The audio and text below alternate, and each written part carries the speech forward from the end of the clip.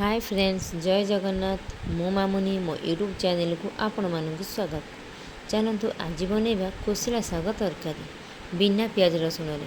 मुझे प्रथम 2 बिड़ा कोसला शाग गोटे आलू सारू भल से धोईकी काटी नहीं। मसला सजाड़ापी गोटे चामच सोरिष, गोटे चामच जीरा, 2टा सुखिला लंका, छोट खंडे अदा। चलतु आरंभ करवा।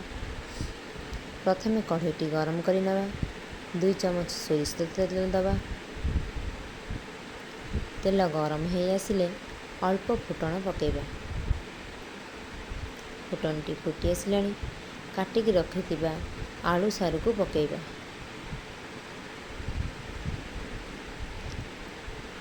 तापरे अल्प लुण, अल्प हलदी पकईकी भलसे गोलई नवा।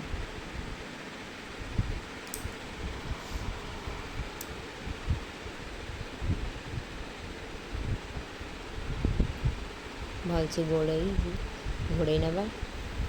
5 मिनिट पर चलते देखिए आलू तो ब्राउन कलर हो आसी। भलसे गोले नहीं बाटिक रखि मसला को पकई नवा।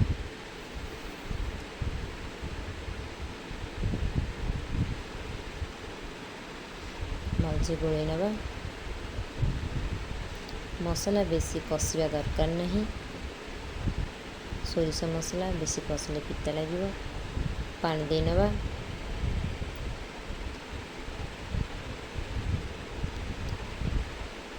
मुझे आलू सीझापी गोटे कप पानी नहीं।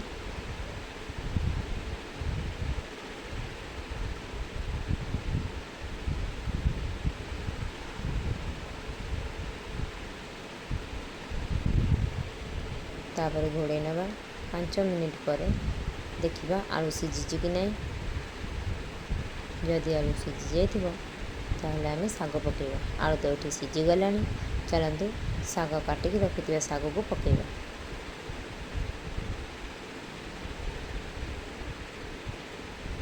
भल से गोले नवा।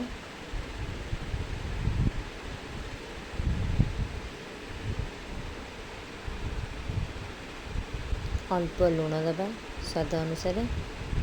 आपण बेसी लुण पकेबेनी, साग मोईजीव अल्प हो लुणिया लगे। अल्प लुण पकेबे।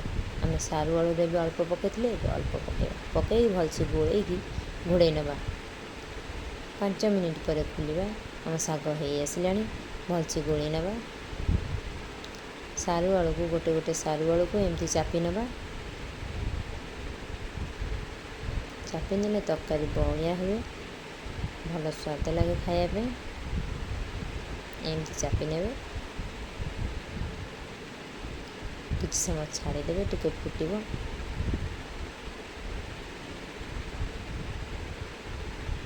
भलसे एमती गोले ने सारू आलू को भलसे गोटे गोटे चापी नौ।